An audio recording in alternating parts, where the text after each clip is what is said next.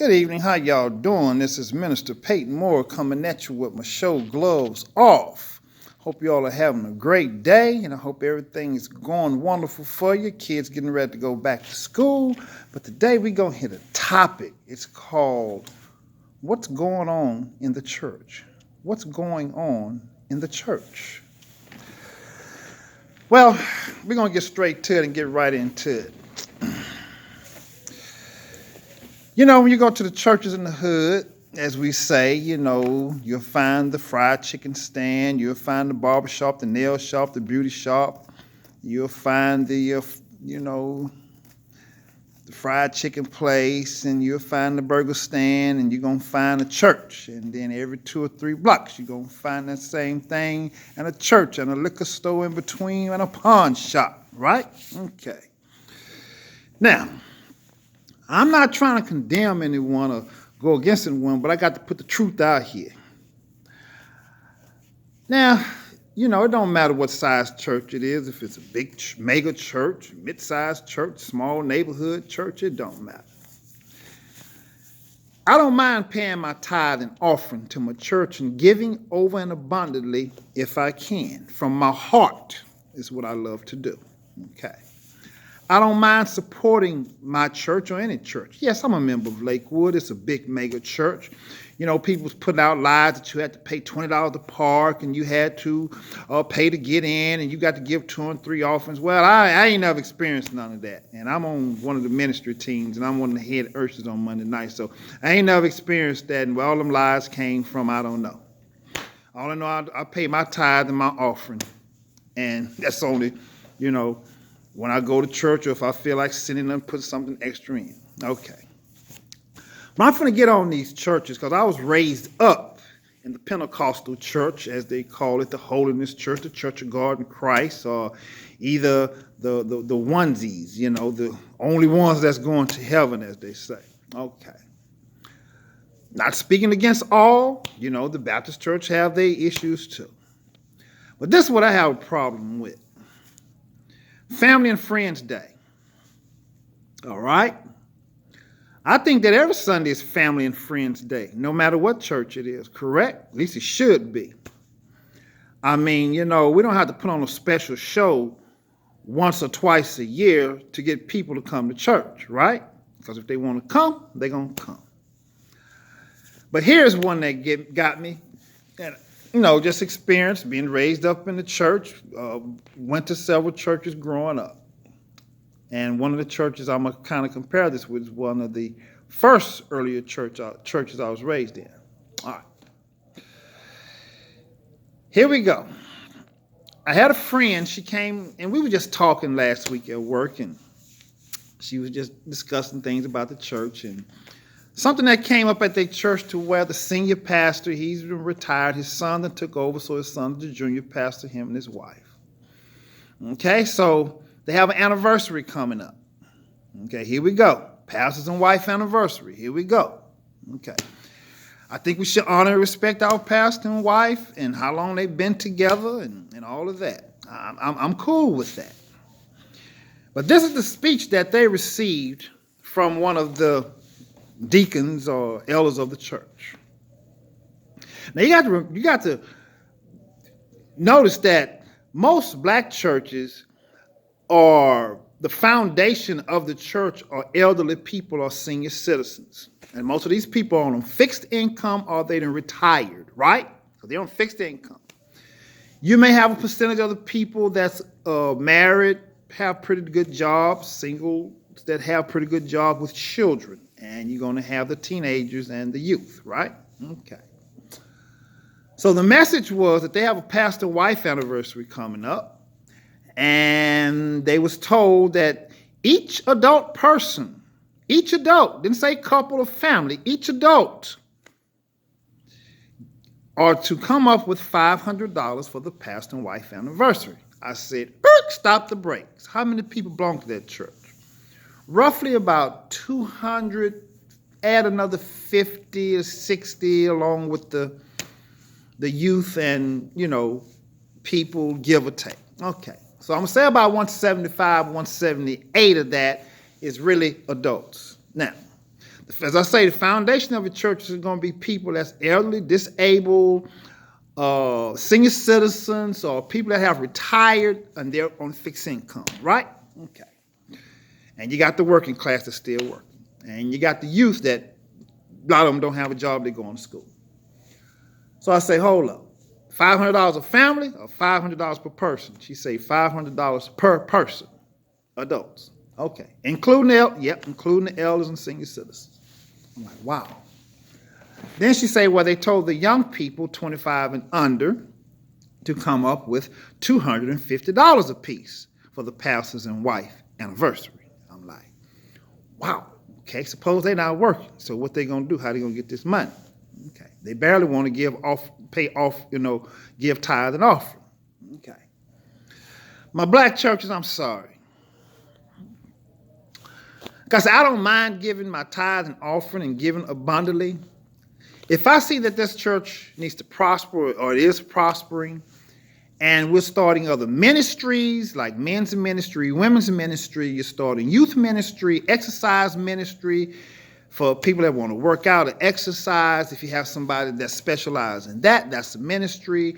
You got your Bible school, summer Bible school, you got your Sunday school, you got your other ministries that you may want to get started in the church. And it's going to take funds to get material and different things like that. I don't mind supporting that. Cool. Because in my church, I see the results. A lot of churches you go to, especially in the hood, and for those that have advanced, they are showing the money that the congregation is giving to the church. They're showing the improvements of the church. They're showing that the church is expanding. They're showing that we're going to have many ministries added to the church. They're showing, like Fallbrook, they have the school, they have the kids program, just like Lakewood. They got things that they do in the community. So you see your money growing. You see where your money is growing, and you see where your money is going in your church.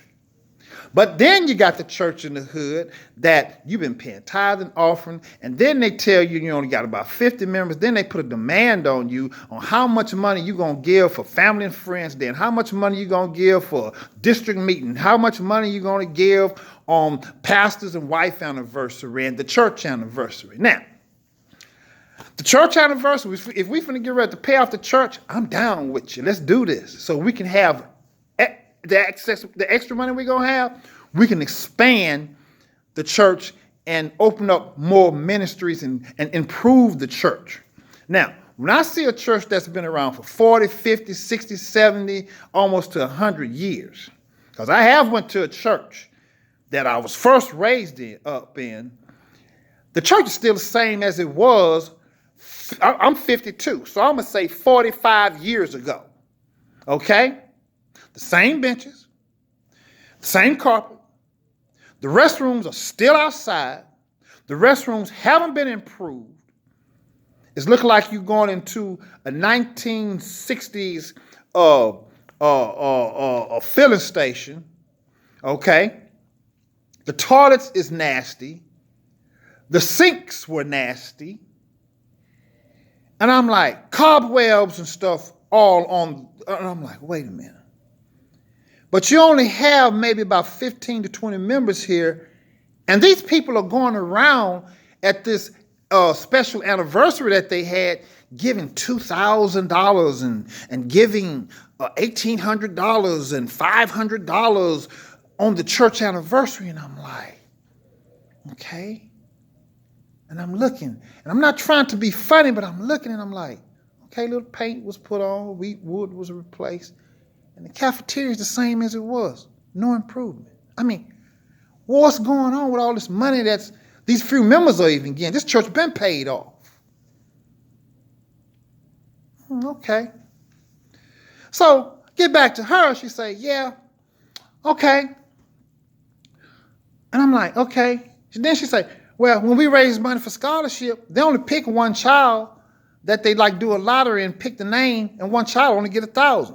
But I'm saying, if y'all got over 200 and something members and everybody give $500 or $250, that's a lot of money to give a pastor and his wife on their anniversary.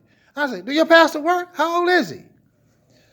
She say, well, he's probably in his late 30s, and I think his wife have a business. I don't know if he working. I'm like, well, maybe he need to get a job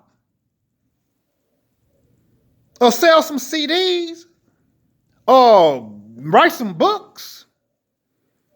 So you mean tell me y'all gonna raise that kind of money for the pastor and wife anniversary when all what could have been probably done is say, hey, well, we want to send our pastor and wife on a 7-day or 14-day cruise, or we want to send them to Hawaii, or we want to do something, and but this is going to be a lot of money. And I'm like, okay, now if they was telling people to give $500 because we want to be able to send 20 of our children to college with some type of scholarship fund from the church, or we want to send 10 and we raise like $25,000 or $30,000, and we're gonna put that in the pot, and we're gonna make sure that these children get anywhere between $1,000 to $2,000 to help with them with their education and get started. That's cool. But you're talking about this kind of money for a pastor and wife anniversary. Don't you know how many other people that's going to be invited that's not members of that church that's going to give money? Probably not to that extent, but they're going to give. Now, there's nothing wrong with blessing the man of God. But what I have a problem is with this money gouging. Like I say, tithe and offering, and if a person can give over and abundantly to the 10%, that's great. But you have people out here that's on fixed income, retirement, a married couple that's probably struggling to pay a house note, a car note, and put food on the table and clothe their kids and keep a roof over their head and keep the lights on. Or you got this single mother or single father trying to take care of his children, and you telling them and you demanding that they give this?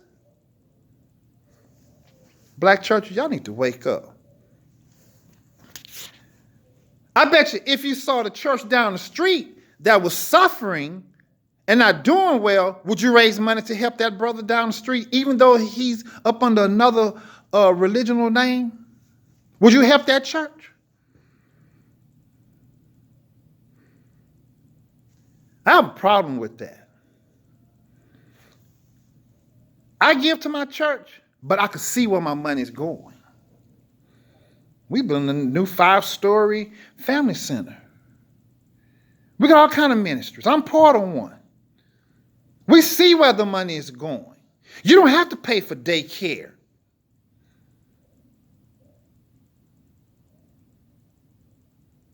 When you come to church, you just rest your children. They take care of them. And there are some other churches out there that have programs in their church, and people see where their money's going. Lakewood is not the only one. You got Second Baptist, you got Fallbrook, you got many other churches out here that have caught on to say, look, the money that we're receiving, the money that the people are giving from the congregation, we want to show them that we're going to improve and expand our church. Greater Truth Church of God in Christ is one that I have seen that's been expanding in the heart of Harlem Clark. Pastor Kyle and Pastor Dexter Kyle and Tara Kyle, their church is expanding. I've been watching how he has just been doing things, making sure that his church is nice when you walk in, making sure that his restrooms are nice when you walk in. He's making sure that he has built an additional office and conferences room so you see where your money is going. But when you go into a church and it's still the same as it was 30, 40, 50 years ago, the roof is leaking, the air conditioning don't work, the restrooms are nasty. It's nothing fit for the disabled and the handicapped.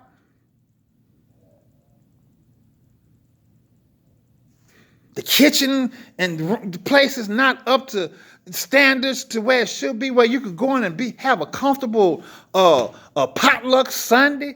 Something is wrong.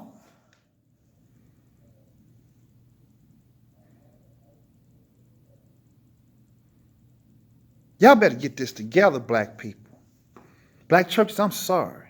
Y'all better get this together. And this is another area I was watching today where you got these same politicians who are against the church, but they are for abortion, late term, murdering a child. They are living a homosexual lifestyle. One of the guys, he's married and running for president to a man who would be the first man in the White House if he get elected president. These are the same people now, as I've seen today, now they're coming into the church now. They need your vote. And y'all are letting them come up in your pulpit and talk this noise about, oh, well, we want to do this for the community and all that. But these are the same people that's for abortion. These are the same people that's living these lifestyles of homosexuality. And these are the people that you're going to let come up. They know the black church is vulnerable. And you let them walk right on up in there in your pulpit instead of them coming up in your church. Instead of you putting your foot down and say, if you're going to come up here and speak, what we want to hear is prayer back in school. What we want to hear is the Pledge of Allegiance being said in the class. What we want to see is these children being protected in the schools. What we want to see is pastors, policemen, and you so-called politicians working together to make sure that our community is safe. No, they want to come there and tell you, vote for me. And want to stick a sign up in your church. And then after they do that, then you don't see them no more. Then they want to change the laws on you, telling you what the church should do and what they're going to make you do. Make you change your doctrine to please a certain group of people. What's going on in your church? Wake up. You sleep. Money gouging people. You inviting pastors to your church. And then you want the people to give him a love offering. No, you didn't preach this Sunday. You take it out of what you got, and you do that. We didn't raise our hand and vote on that he come preach the anniversary or whatever program you done put together. Here's another one. I went to a church and we visited Family and Friends Day, right? This is how they raise the money. How many people that you bring and how much money that family raised. This is how they raise money. And then the family who brought the most people, raised the most money, got a trophy. Okay, I'm like, okay, well, they take the money in the back. They count, that's a whole bunch of money. Because some of these people brought 40 people in one family. Some of the people ain't been to church but on Easter Mother's Day if they've been to church at all. Okay, well, I'm thinking, okay, well, so they raise the money and they going to, do some scholarship stuff for the kids and stuff. Shit. You think so? Here, we got the money. Here's the trophy. You know what I seen a couple of weeks later? The pastor and the wife was on a vacation in the Bahamas. Really? Okay. But they're not buying a church. They're leasing in a shopping center. I'm like, well, maybe they're going to buy the whole shopping center strip. Okay. Black people, wake up. Quit letting these people deviate you from God's word and gouge you for money. Okay? This is the show Gloves Off. I hope you all enjoyed it. I'm sincere about what I do. So y'all can take it, leave it. If you want to enjoy the video, you can. If not, you don't have to. But I'm just telling you the truth. Wake up. Pay your tithe and offering and give from your heart. But all the rest of that other mess. And another thing, you have the right to see the church financial records and what's going on in your church if you're a member of that church. You can ask for that report.